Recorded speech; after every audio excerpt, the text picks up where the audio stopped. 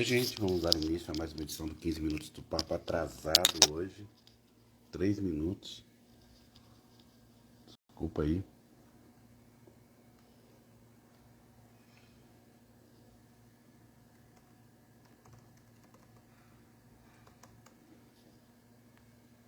Já entrei aí. Hoje eu dei uma atrasadinha. Passei pro Sérgio as especificações. Vamos esperar o Sérgio entrar. Eidri. Ué, hoje já tem minha irmã mais cedo, não tem nenhuma abranche até agora. As coisas estão melhor pra mim hoje.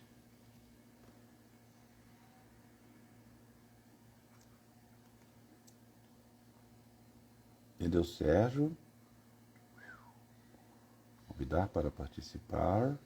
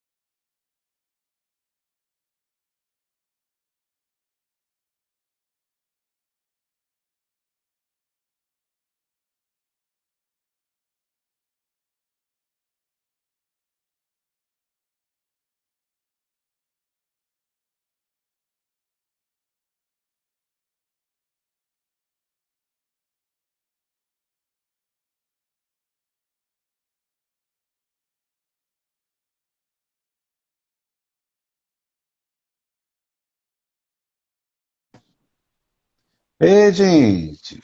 E aí? Boa tarde, desculpa Boa o atraso tarde. meu aí, eu entrei atrasado hoje, tive que resolver um probleminha doméstico aqui. Manuela, quando tá aqui, você sabe, né, Sérgio? É, Tem mas eu, jeito. Aí. mas eu também só consegui entrar agora porque deu Hum. uma piscada na luz, desligou todos os meus equipamentos, eu tive que religar tudo. É, Então só, foi só nós dois, espero, né? é, só espero que não seja uma prévia do apagão que vem por aí. Ah, tem apagão que vem por aí. Ah, tem, o governo Nossa, não, anda, só falta você, não falta mais nada nesse país. Você tem toda a razão. Não tenho mais nada para, nada me surpreende mais. o governo vem negando, mas ele não tem competência para pilotar essa crise hídrica que a gente está dentro dela já.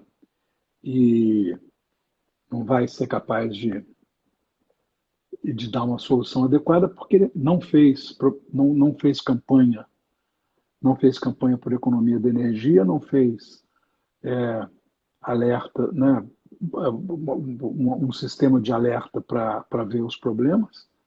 E agora estamos aí, né, na É, dependência de. mas horário de verão conta muito, Sérgio? Não, no horário de verão quase não Nada, faz não, né? diferença, não.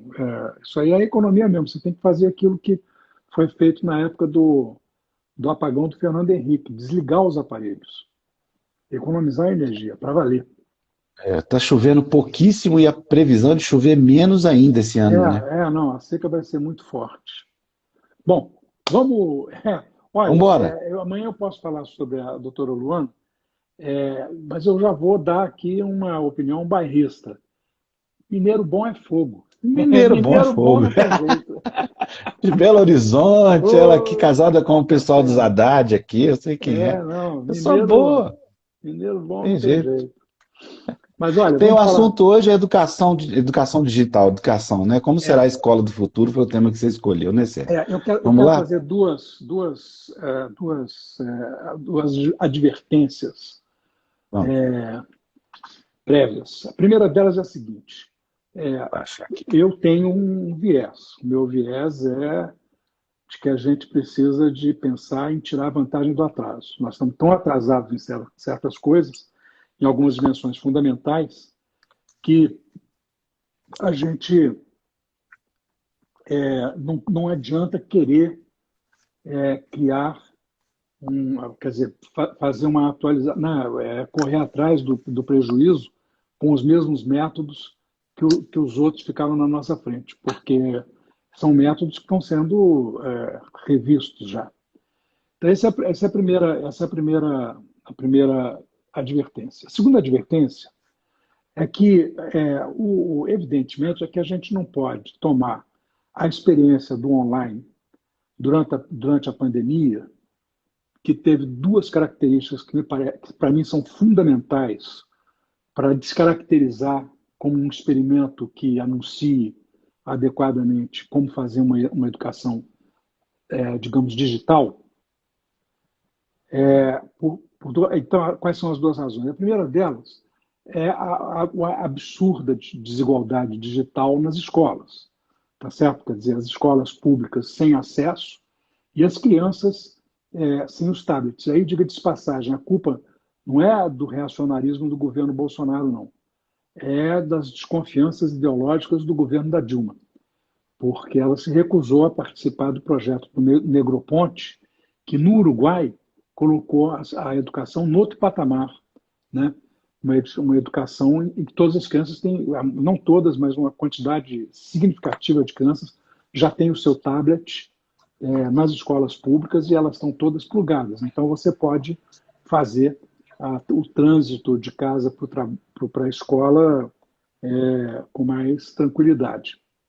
Só uma pergunta, sério. Tablet, você diz é o iPad ou É, ao é, contrário do é, computador? é similar ao iPad, mas Ah, ele foi desenvolvido para ser um tablet com muitos recursos para a área entendi. educacional de baixo custo. O Negroponte, o Nicholas Negroponte, é um dos fundadores do MIT Media Lab, né, e do programa lá de digitalização de Harvard MIT, que fez essa proposta revolucionária, que era de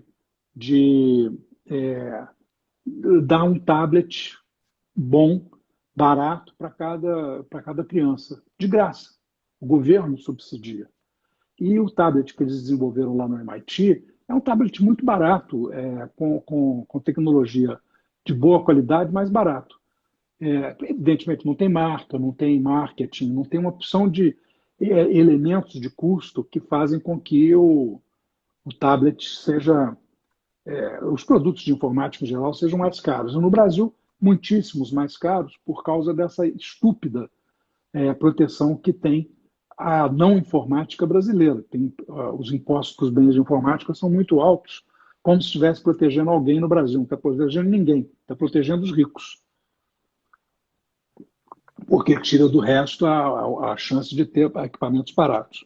Bom, então essa é uma delas, né? Quer dizer, a desigualdade das escolas públicas em relação às escolas públicas. E a segunda delas é Aqui, que Sérgio, achei, só para visualizar aqui, ó. É isso aí, ó.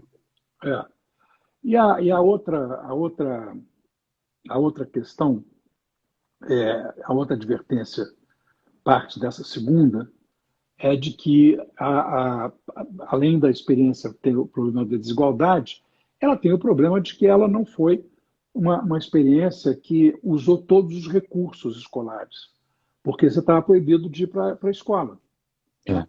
E também não se Só o pensou. digital E não não, rola ainda. pode até rolar, mas não é isso. É que não tinha sido preparado para isso. Né? E, por outro lado, além dessa questão de você não ter acesso a todos os recursos educacionais, ninguém pensou na parte lúdica. O recreio é parte fundamental do processo educativo.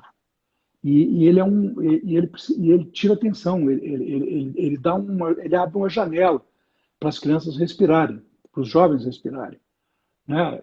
Então, faltava várias coisas aí que não fazem do online na pandemia uma boa experiência. Mas, de qualquer forma, ela tem que ser considerada naquilo que, tirado essas questões, o que resta experiência de educação online, a gente já pode tirar algumas conclusões.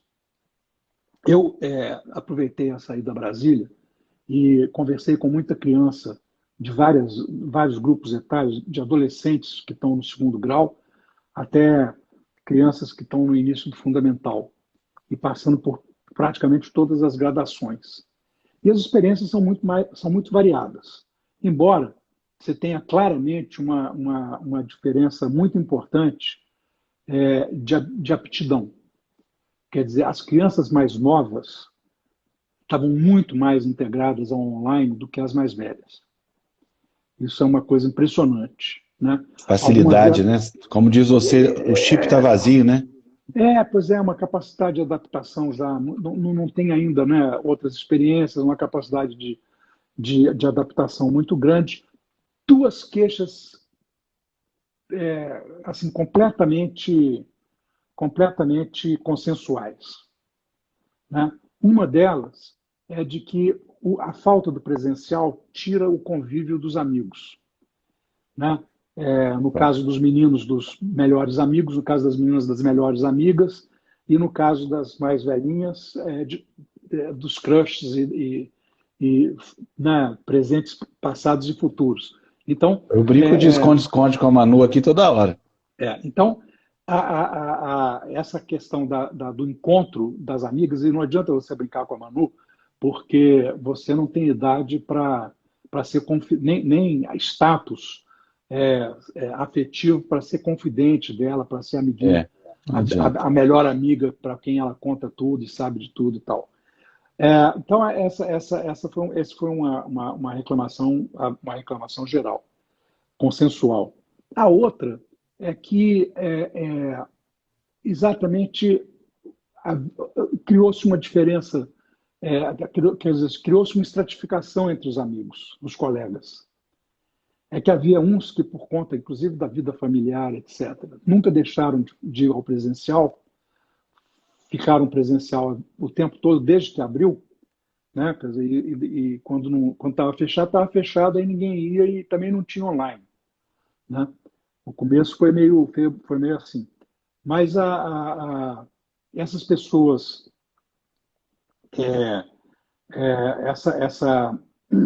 as pessoas os colegas que iam todos para o presencial, acabavam ficando com ciúme dos online, entendeu? Sobretudo se tivesse casos assim, a melhor amiga, uma está no presencial e a outra, ou o melhor amigo, um está no presencial e o outro está no online, e não se veem mais. Então aí cria ciumeira e tal, né? O que as mais novas e os mais novos resolveram mole, passaram a fazer encontros por Zoom diariamente ou por qualquer outro desses aplicativos diariamente. Ou clandestinos, né? Para poder conversar com as amigas, né? E os amigos que estavam no presencial. Mas até descobrirem que tinha esse ruído, levou aí metade do tempo. Bom, agora, o que eu consegui, entrevistando, conversando e observando, tirar de conclusão? E depois eu vou falar algumas coisas a respeito da discussão sobre educação no Brasil e no resto do mundo. Estou começando a estudar isso para poder colocar no meu livro, no ensaio sobre a questão do trabalho futuro, do emprego. A primeira coisa é a seguinte, é que, evidentemente, que a melhor combinação possível é você usar o melhor potencial do presencial com o melhor potencial do online. Em nenhum dos casos isso está sendo feito hoje. Não era feito antes, no caso, quando era tudo presencial, físico, porque a educação ficou muito analógica, e, na verdade, você tem que aproveitar, quando você está no analógico, quando você está no físico, para fazer isso que o Silvio Meira chama de digital, né? Quer dizer, você tem que fundir o físico com o digital. Muito legal. Digital. você tem que fundir o físico com o digital, né? Fazendo com que a sociosfera passe a ter uma convivência mais integrada com a websfera, com a cybersfera. Por outro lado, no caso do digital, eu consegui perceber vários erros que não eram do digital em si, não eram do online, nem era dos estudantes, era das escolas, uma variação entre as escolas. Escolas que não se prepararam adequadamente para o online, não fizeram o dever de casa, ao contrário dos seus alunos, entendeu? E que faziam coisas assim absurdas. Eu vi uma menina, por exemplo, que tinha assim, ela tinha que ver 2 vídeos curtos sobre o processo de urbanização.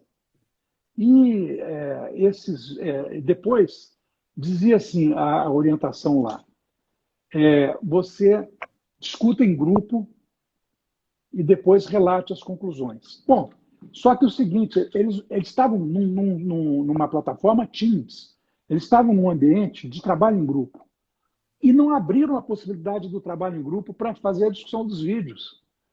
Então, discutia com quem? Discutia com a mãe? Não é grupo, não é trabalho em grupo, cara.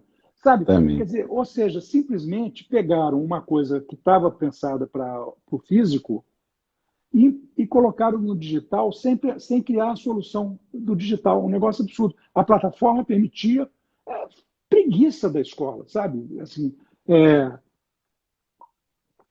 falta de empenho. Uma escola privada, cara, não era qualquer uma. Então, você via muitos erros assim, muitos defeitos desse tipo. Depois, uma má distribuição entre o que eles consideravam que deveria ser feito online, propriamente dito, e aquilo que deveria ser feito por conta própria, né? Aliás, nesse caso, eu até tive uma conversa muito engraçada, aí sim, familiar, com a minha neta Isabel, que tem 7 anos. Eu falei assim para Isabel: Isabel, você me conta aí sobre esse negócio online, porque na escola dela tem assim, síncrono e assíncrono. Síncrono é quando está online com a professora. E ela assim, está perfeitamente integrada, ela interagia, corrigia colega, sabe, discutia, discordava. Ela estava num ambiente assim, como se estivesse na sala de aula, sem o menor. E completamente, claro, ela usava um fone desses aqui, mas completamente isolada do ambiente da casa. Completamente isolada do ambiente da casa. Isolada no sentido não físico, mas no sentido pessoal. Ela estava na bolha online dela estudando, de boa. Aí eu falei: pois me conta. Ela disse assim: não, sabe o que é? Eu gosto desse negócio porque eu fico um tempo lá, no horário físico, no horário fixo, mas depois eu posso fazer do jeito que eu quiser, a parte assíncrona. Eu gosto disso. É um bom arranjo, vovô, me disse ela. Eu disse: bom, te dá mais autonomia, né? Ela disse assim: define autonomia.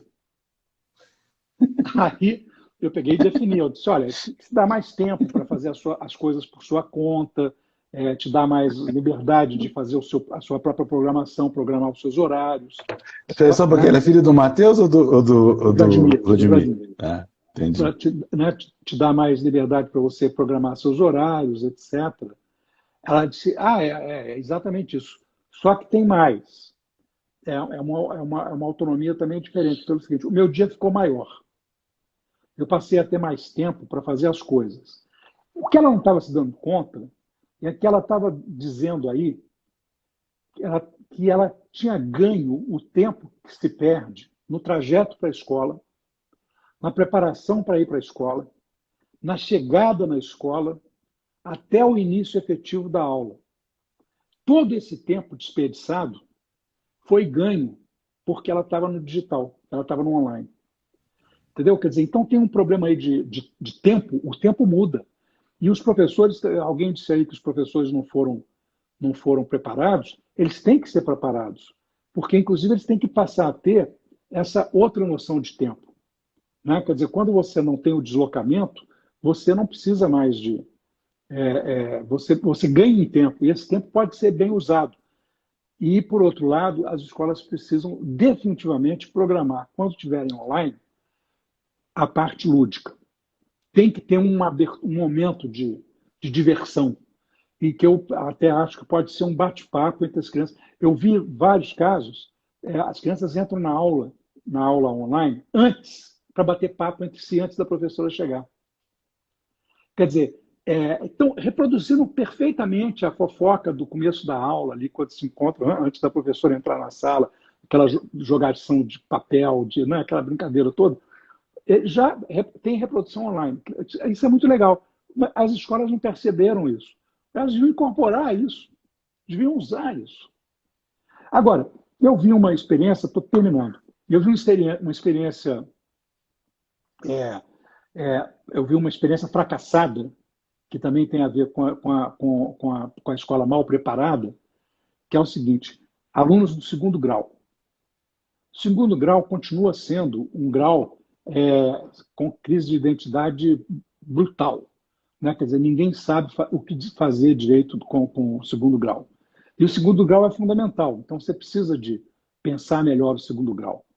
Bom, aí tem esse negócio das trilhas, que ainda não está muito bem dominado e tal, que você escolhe as trilhas, né? O aluno escolhe as trilhas que vai fazer e tal, que é uma espécie assim de as opcionais, né? Tem o currículo obrigatório e o currículo opcional, coisa que você faz na pós-graduação, faz nas boas universidades, nas boas faculdades, no começo, né? No ensino de graduação, mas que não estava ainda usado e que tá, a ideia da trilha é uma boa ideia. Bom, eu vi um grupo de meninas adolescentes interessadíssimas em buscar as trilhas, e elas botavam um despertador no telefone delas, no celular, para avisar a hora que abria, para poder disputar as trilhas, e a plataforma caiu 3 vezes, 3 dias seguidos, e ninguém conseguiu escolher a porcaria das trilhas. Entendeu? Quer dizer, pode um negócio desse? É falta de preparo, é falta de, sabe, de ideia. Então, tem muito erro da escola. A gente tem que prestar atenção nisso, porque está se falando muito mal do ensino online por causa de outros problemas e dos defeitos que as escolas, que são as escolas despreparadas, que não tem nada a ver com online. E uma experiência que não se fez, e que eu acho que a gente precisa de pensar seriamente a fazer, e pensar seriamente nela, é o seguinte: o online, o híbrido, né? Ou o phygital, para usar a Melhor é o ideia Digital, muito boa do do Silvio Meira, Silvinho. o phygital educacional, escolar, ele permite você resolver o problema do tempo integral sem precisar de equipamento físico. Quer dizer, você pode ter uma parte física na escola presencial, que não precisa de descartar o uso do digital, aliás, deve incorporar cada vez mais, né? E, ao mesmo tempo, você fazer o segundo tempo, a segunda parte do online. Então, a criança, por exemplo, vai de manhã para a escola, faz lá é, a coisa física, etc. e tal, e depois vem para casa, né? E aí faz o online, faz o segundo tempo online, com atividades programadas, com tudo pensado. Então, isso aí é importante. A, a, eu vi, o Christopher, experiências diferenciadas. Em alguns casos, as crianças não achavam nada enfadonho, porque a coisa estava bem pensada. Quando estava uma coisa assim, muito a replicação, né? Replicar o físico no digital. Então, na verdade, você faz uma coisa analógica no meio digital, aí fica chatíssimo, né? Eu mesmo, quando eu vejo coisas desse tipo, acho chato, né? Então, por exemplo, isso aqui que nós estamos fazendo, é uma transferência do físico para o digital. Mas o fato de que eu posso vir aqui com o dedo e olhar o que as pessoas estão falando e interagir com elas, me dá a possibilidade de fazer uma coisa mais dinâmica, né? E se a gente tivesse numa plataforma de trabalho em grupo, num Teams ou num Zoom, etc., a gente podia ter mais interatividade ainda. Então, eu acho que essa combinação do físico com o digital, do online com o presencial, é fundamental e é a forma de você conseguir saltar. Eu estava imaginando, por exemplo, só a última ideia. Estava imaginando, por exemplo, essa coisa da deficiência. Vi isso muito claramente. Um dos ensinos que continuam sendo problemáticos é o da matemática.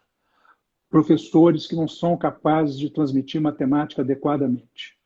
Eu vi uma menina fazendo, por exemplo, curso de programação, era uma zona, tinha gente de todas as idades, um nerdismo assim, absurdo, e ela achava a melhor aula dela.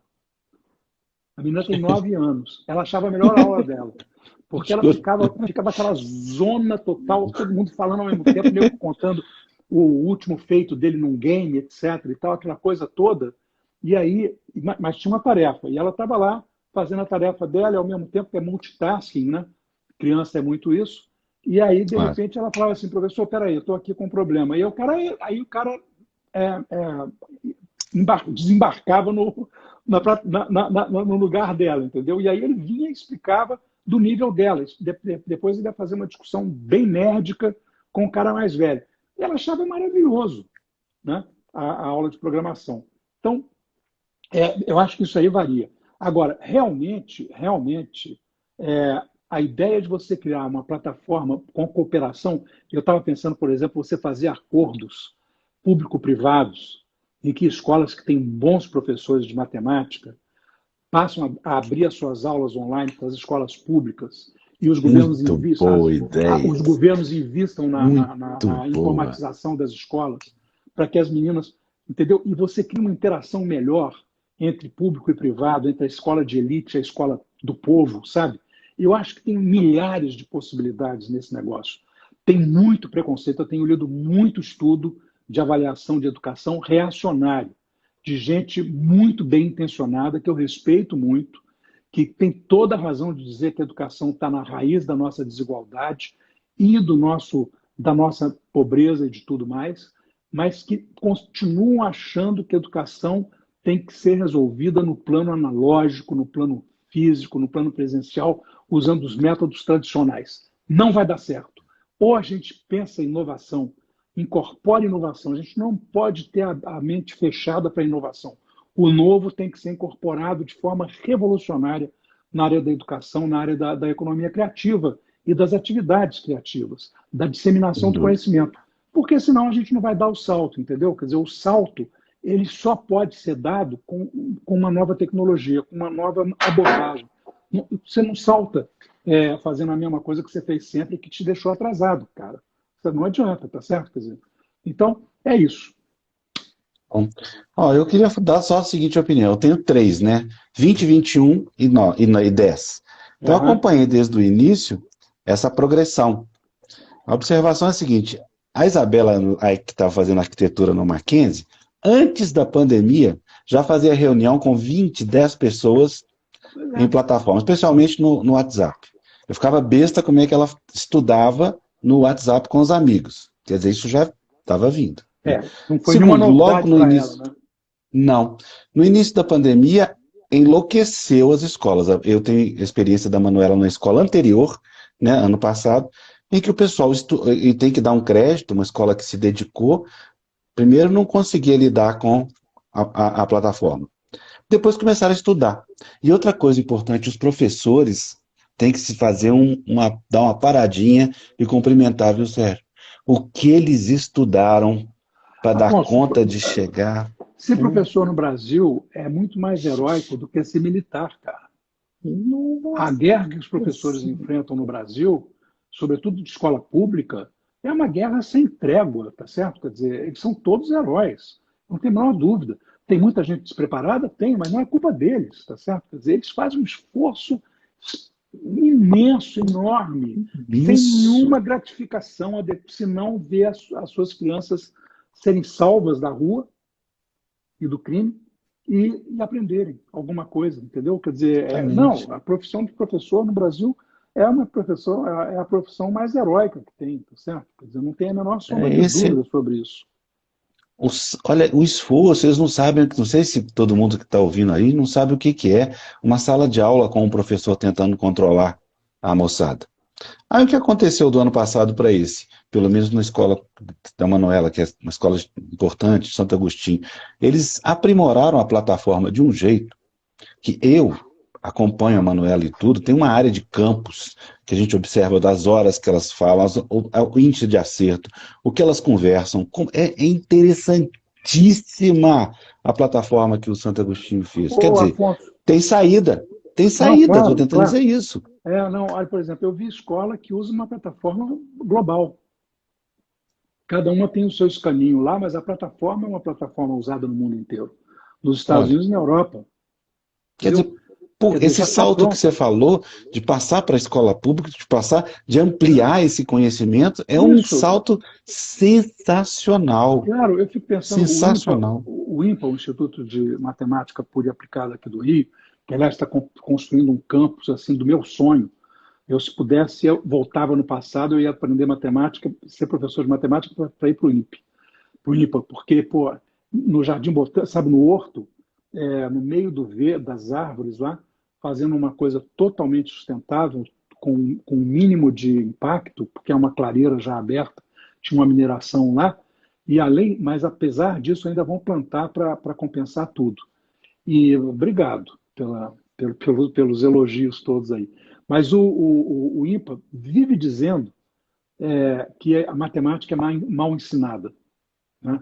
Matemática não é conta, não é decoreba, matemática é lógica. A Isli, por exemplo, que é pianista, sabe, música é matemática, né? É uma lógica. Não adianta você decorar uma pauta, você tem que, né? Quer dizer, não adianta você é, só saber ler a pauta de música, você precisa de saber, você tem que entender aquela lógica, né? Aquela da hierarquia dos sons, dos tons, do semitom. Enfim, eu fico imaginando se o IMPA pudesse fazer uma plataforma open source, ou uma plataforma aberta, disponível para todas as escolas, públicas e privadas, né, com aulas de matemática, seguindo o currículo, etc. e tal, mas Que legal. com um approach, né, da boa matemática, criativa, da lógica, etc. Cara, dá para fazer isso. Tem professor de física que sabe fazer isso com E física. Você pode fazer de tudo, entendeu?